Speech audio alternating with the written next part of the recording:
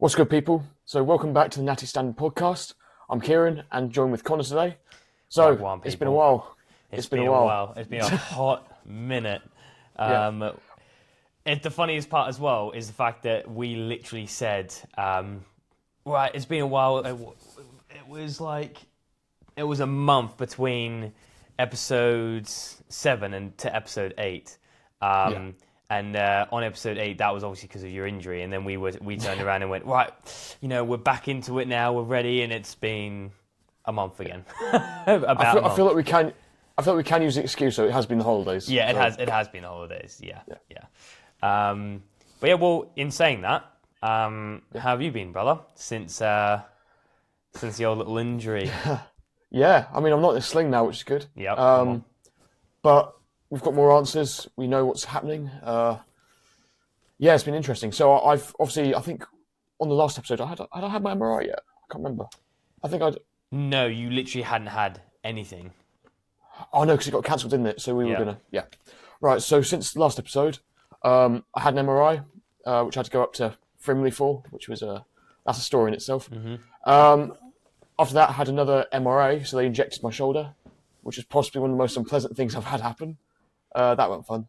And then had my results. So last week I had my results from the hospital. Turns out, yep, it is definitely torn.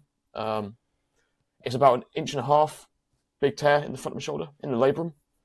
So yeah, they're going to be operating in 3 to 4 months. Mm-hmm. So that's going to be a long recovery.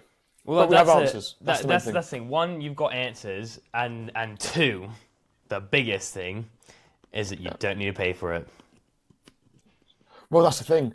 Yeah, so me and Connor were talking about this off camera, was that for quite a while, if you, obviously, the NHS, if you're waiting for surgery on the NHS, it can be anywhere from 6 months to a year, if not longer. Some people even longer. Yeah. Naturally, with shoulders, any injury, the sooner you get it fixed, the better the outcome for the patient usually. So I was pretty keen to get it done as soon as possible, obviously, so I can get back to training as well.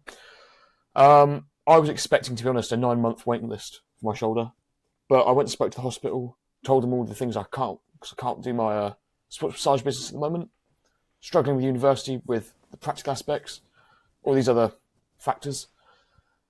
And yeah, it's got to the point where I was like, I might actually have to go privately for this as a realistic thing, so I can actually be sorted in time for life. Yeah. For life to carry on.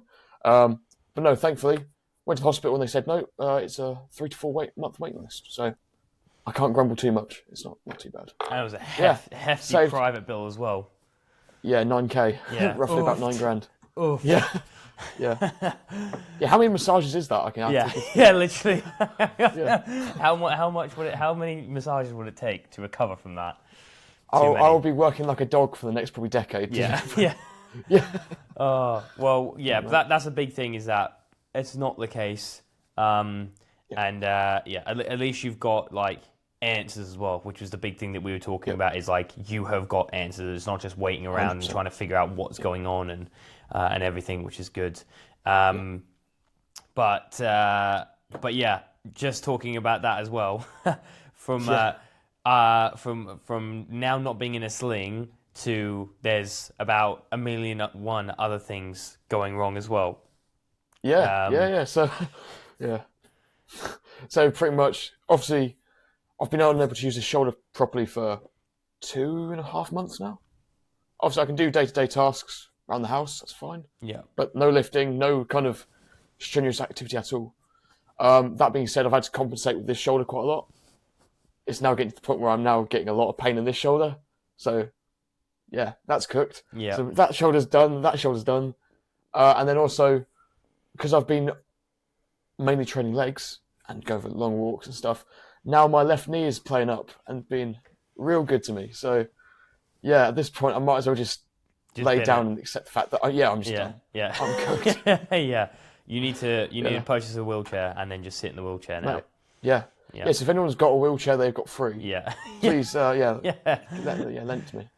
But it always seems to be the case, though. It's not. It's never a case of just one thing happening. It's like it's just fucking overcompensating, isn't it? Like it's the same with me. Like when my shoulder went, then my trap went, then my back went, then yeah, it's just long. It's just I was very lucky that mine was just all muscular.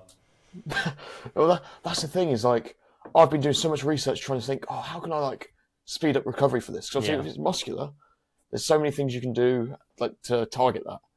For cartilage, because the labrum is a cartilaginous like ring, like a socket, it doesn't heal very well because it's not got pretty much no blood supply, and it's just it's one of those, isn't it? It's not gonna. Without surgery, it's not going to. Yeah, no. You're gonna have to get surgery. This is the chat I had with the hospital, because at first they were kind of like, oh, well, you can do rehab, we can do physio for you. And I said, all right. They said, because obviously if we strengthen all the muscles around your rotator cuff, it will hold it in place better. Sorry. And then I said to myself, well, the tear's still going to be there. Like, what's... Sorry, one sec. Get some water down your lad. Yeah, getting choked up. Oh, Jesus. Sorry.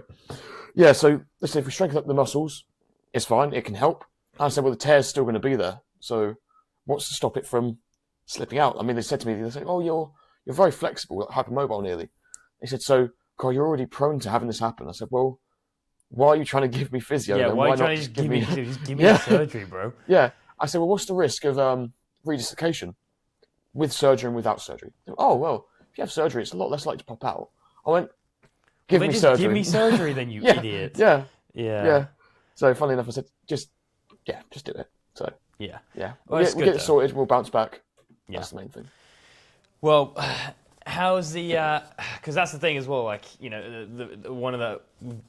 That was a major factor why we kind of you know went AWOL, was just so much was going on over the weekends for you. Yeah.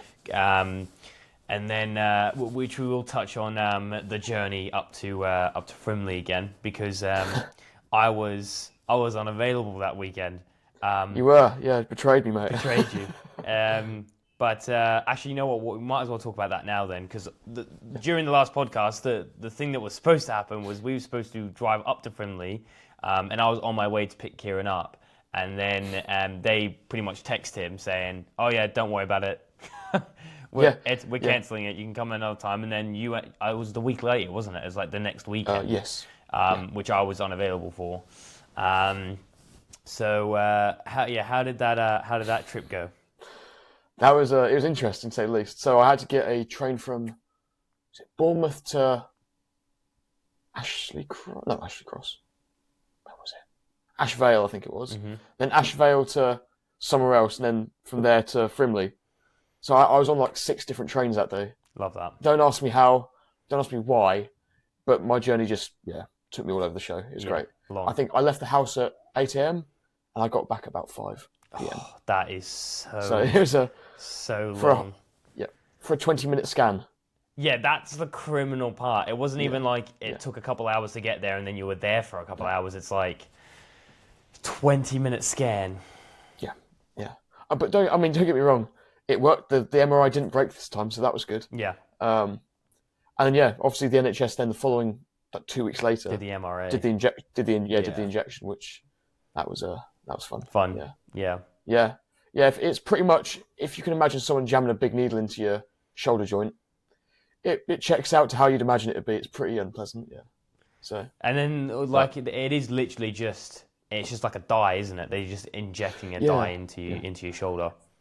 Yeah, it's like a big it's contrast dye. So they put it in, and it's the weirdest feeling ever because it almost feels like you've got like a golf ball in your shoulder joint. Mm. So when it happens, you kind of feel like your shoulder's almost popping out itself. It's horrible, but obviously after I couldn't move my arm properly for a day or 2 after, and then it's fine. It's long. Well, you can't move your arm properly anyway, so. No, that's a good point. So it didn't really matter. No. I was like, well, here we go again. Yeah. But yeah. So well, after all that, then how's the Christmas and New Year's break been for you then? Because that all happened right before, wasn't it? That was. Yeah.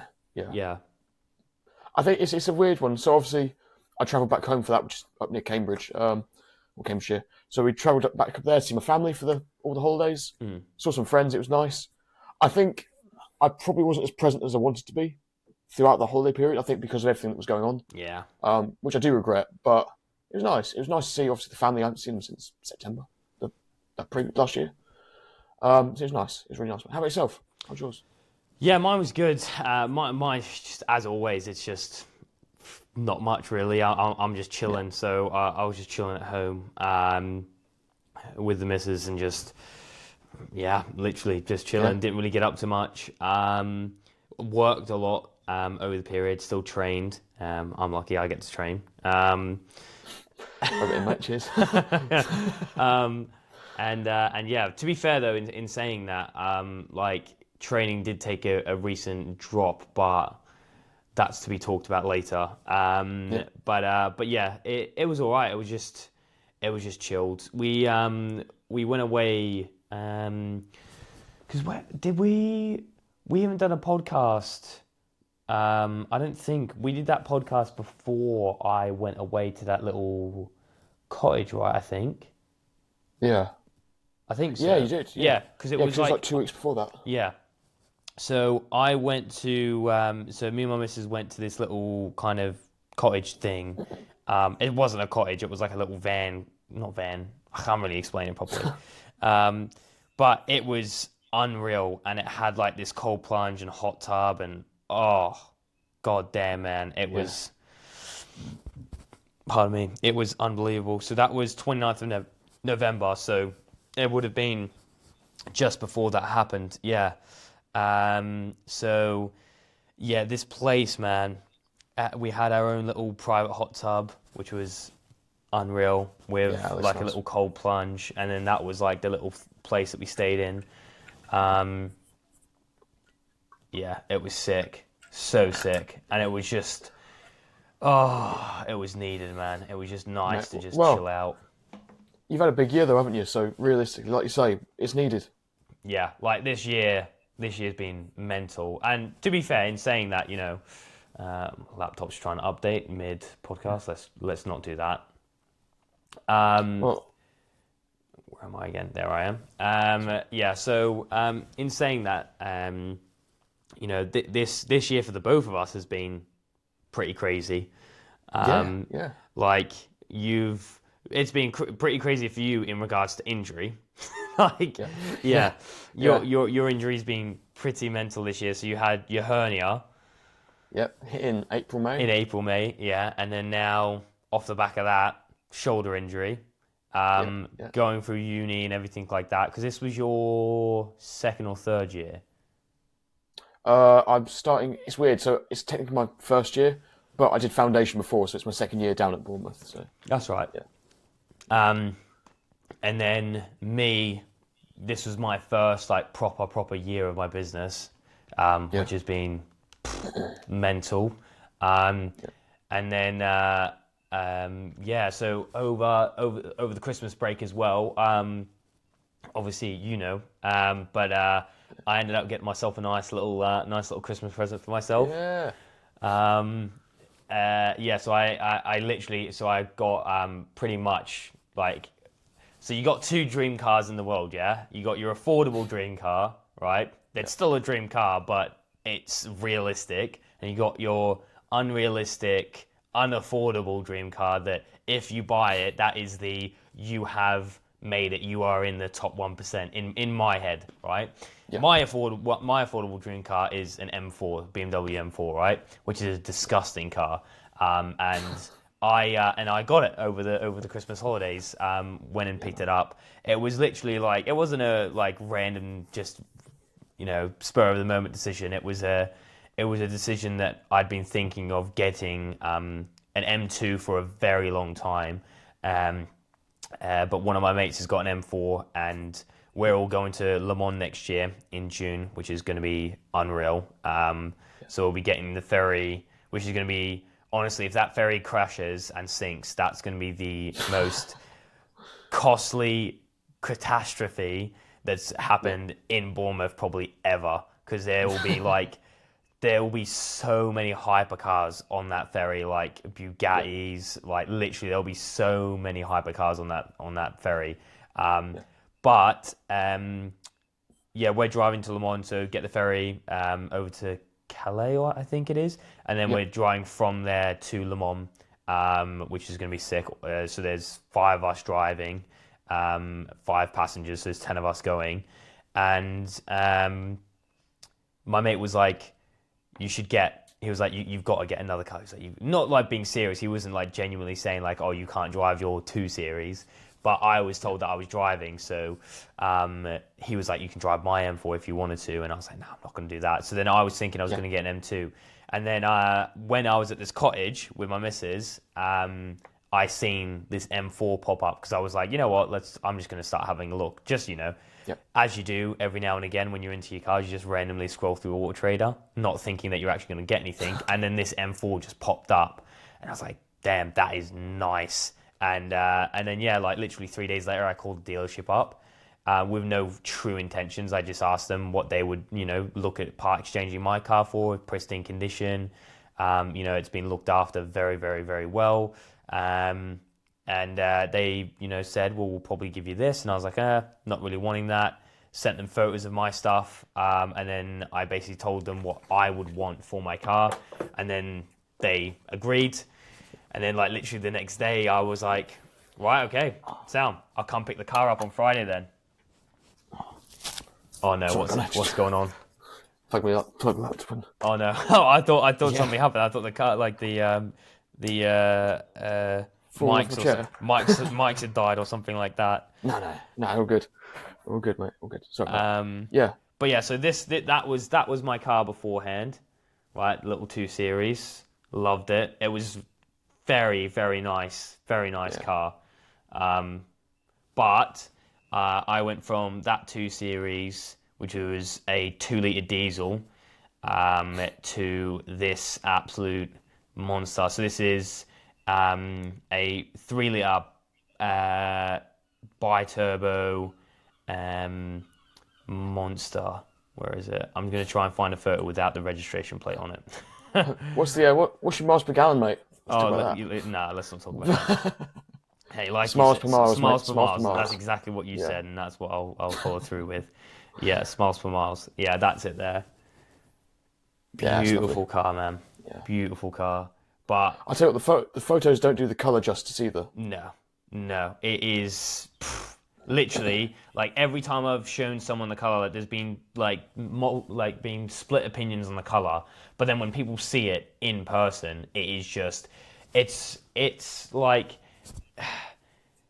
that is a very light blue to some people, right? That's a very light blue, but it's not that light. But it's not too dark either. It is like just it's Yas Marina, right? Which is an F1 kind of limited edition colorway, which is the colorway that is on the Abu Dhabi circuit on the F1 track, which they just did their championships on this year to finish off the F1 season, which was pretty sick. And yeah, it is just criminal, man. It's so nice. It's so loud as well. It's such like a yobbo car. It's such a like a boy racer car. But I'm fucking so happy. So happy. Like I say, man, hard work pays off. And it's cool that, didn't you say, because you've obviously, that being your dream car, when did you expect to have that car purchased by? Because obviously that's been in the pipeline as a dream for you. Yeah, so was it something you expected, or was it like hell no, came sooner? This came way sooner than anticipated. I was expecting, I wasn't expecting to get this anytime soon. It's one of those where it's like I've not been sat there dreaming of it every single day because it's not been in the back of my mind. The back of my mind is just being like, you need to work, right? And this whole entire year, all I was focused on was my bodybuilding. And then after that, that's where I was like, right, I'm switching focus and going heavily into my business now. And from June till now, I have just grown it exponentially, which is, I'm very fortunate and lucky to have. Yes, obviously, I'm not going to take away from, my own hard work. But in saying that, I don't believe any millionaire has made their fortunes without any sort of luck. 100%. No chance. There's people out there that work just as hard as any sort of millionaire and aren't as fortunate, and it's because all it takes is the right idea to happen at the right time, and and that's what's going to cause success. And you can't take away from the hard work that took you to build that position, and for you to continue growing it. But you have to have a little bit of luck. And I was just very lucky that when I finished my shows and how I used all the content and everything from building that phase, recording it, documenting it, and then logging it for later use, that just worked so well for me that it was the perfect time for people to see it and go, oh, I want to do that, or I want to step on stage next year, so I need to start prepping for it now, or this, or this, or this, right? And so, yeah, I was very lucky that it all happened at the right time for me. And yeah, didn't expect it to be happening anytime soon. Hell no. Yeah. Well, that being said, though, how would you so obviously you touched the fact you obviously competed last year. The business has also grown. Have you found that your bodybuilding journey has lent itself to benefit you in the business front of things? 100%. Well, which I knew it was going to, though. Like I literally, I knew it was like, I'm not unrealistic in the fact that like, oh, I've done one show, I'm a bodybuilding coach now. Like, I am not that naive, which, not trying to shit on people here, but there's a lot of people out there that are that naive who think, oh, I've done one show, I placed, I'm now a bodybuilding coach. It's like, no, bro, you're not. I'm a posing coach. Yeah. DM me for details. Yeah, like you're only a posing coach and you're only a bodybuilding coach when you've got like results. So, and it's at least the way I see it, because it's the same with lifestyle clients or transformation clients, right? You can have an absolute abundance of knowledge, but if you've got no results, then no one's going to trust you. No one's going to come to you, right? And so it takes time. So, I've got a couple of clients. I've got a couple of clients stepping on stage this year, and I've got a roster for the year after. And I'm very fortunate enough to have that. I can't believe that I already do, going into my second year of business, that I am already going towards bringing people on stage, which is such an awesome thing, because that's what I want to eventually do. I want to move into pretty much really focusing and having more prep clients than I do lifestyle clients, right? But I didn't think it was going to be happening so soon. I was thinking future, 3 years down the line, build up my repertoire in the actual competitive scene. But it's worked out that I've pulled in a couple of lads just from doing, I guess, from my personality and how I've done on stage this previous year. And again, how I've documented that and talked about it openly. But I'm, again, like I said, rambling, but I am not turning around and saying I am a bodybuilding coach specifically. Like, I've got knowledge, because of my, my coaching. Like, let's be honest, is it that different? Like, is prepping someone for a photo shoot or prepping someone to lose weight or whatever, or just get good in the gym, that different to stepping on stage? No, really. It's not really. In the end of the day, it's just losing weight, right? Getting shredded. And all it means is that you're in that phase for longer to be stage lean. And you just have to have that mental switch, right? Yeah, of course, you have to have a little bit of different knowledge base in regards to being on stage, experiencing it. In my personal opinion, you can have all the knowledge in the world, but if you don't have the experience, I'm not going to trust you, because you don't know what it's been, like what it takes, what it's like. For me, that's a big thing, right? Like, I would take, I would never go to someone who's got the abundance of knowledge but no experience. I will take someone who's got bog standard knowledge but an abundance of experience over that any day, because, when I'm struggling, you can't turn around to me and be like, I know what you're saying, mate. I understand what it's like. No, you don't, mate. You've not done it. Put your money where your mouth is, kind of thing. Yeah, exactly. I'm very much on the side of, especially in this business, and this can go one of two ways. There's the whole debate of, can you be a overweight PT or whatever. For me personally, like, look, if you run a business, like if you were a PT, this is going into a bit of controversial area, and this is kind of sidetracked from what we were talking about. But hey, that's just me and you talking. But But if you run a business, right, and it's about fitness and health, you need to walk the walk. And I seen a video the other day where it was an overweight PT on the news talking about this, and the individual was saying like, oh, I get a lot of comments online saying, put your money where your mouth is, walk the walk. It's like, oh, fitness and health isn't just about your physique. It's like, no, it's not just about the way you look. And you should never just base fitness, right, off of the way you look. Never. No.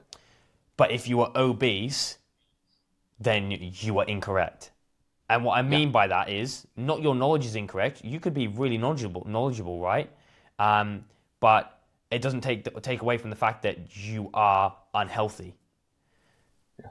Just full stop, right? Yeah. So that for me, it's all about, walking the walk. Like if someone came up to me and said, oh, I want to compete in a CrossFit competition, I'd be like, I can help you, but if you would want someone with more knowledge, I am happy to move you on to one of my mates who's a CrossFit. He's competing in CrossFit, and he's a CrossFit coach. So I'll give you his details and contact him.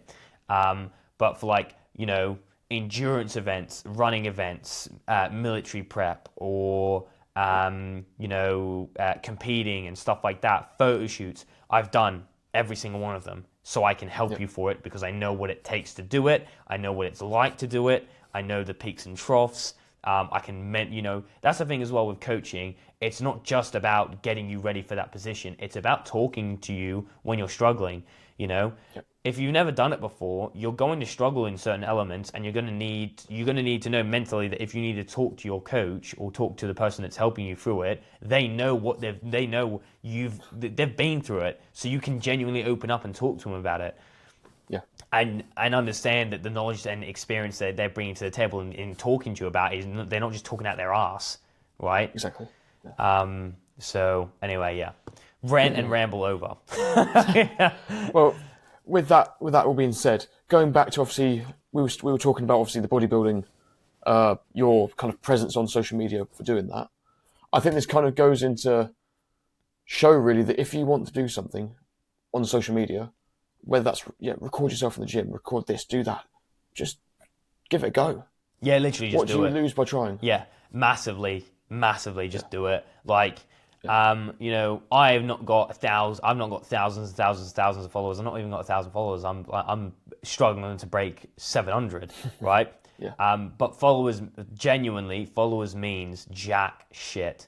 Like, don't get me wrong. I'd love to have 10,000, 30,000, 1 million followers. I'd love that, but I don't base my life around how many followers I have or my interaction on social media or whatever. In the end of the day, just post something. Don't worry about the likes. Don't worry about the engagement. Don't worry about your posting time. All you need to do, the only thing, if you're thinking about posting on social media, is be consistent with it, right? Like you would be with your training and everything. Like you just got to be consistent with it. And I'm not going to turn around and say that I've been consistent since I started. I haven't. No. Over Christmas I posted. I think in the month of December I posted 3 times. Considering the months before, June, July, August, September, I posted upwards of 28 to 30 times. Pretty much nearly every single day for those consecutive months leading up into the Christmas period. But you can't. The big thing is like, for me, I always struggled the thought of recording myself in a gym when I first started with a coach, like having a coach myself. The thought of recording in a gym was petrifying me. Like I was like, I hated it. And it was literally, I hated it. I would set my phone up in the corner, right where no one could see it, with a water bottle next to my bag so you couldn't see the camera. I'd turn it on, quickly do my exercise, run over and turn it off. And so it actually became a negative thing to my training because I wasn't focusing on the set. I was focusing on the camera, on how quickly I could just get through the set. And if you train your mind out of it, right? The more you do it, the better it is and the easier it is. For me, I still struggle with bringing my massive DSLR camera into the gym by myself. If I have someone with me, I don't care. Yep. But if I'm by myself, I do find it I find myself a little bit more anxious because I've got about 1,000,001 people staring at me because I'm bringing in this big, $2,000 camera into the gym. Yep. It's massive. The lens is about this fucking big. Yep. And so I do have a lot of people staring at me. But for me now, with my big, wham, DSLR tripod with my little phone mount on top of it, I'm happy to bring that massive tripod in the gym, set my phone up halfway across the gym and start recording a set. It doesn't care. I don't care. It doesn't bother me. I don't get anxious about that anymore. I don't mind setting up a good angle and spending some time pressing record. Because that's the thing, I'll press record, mate.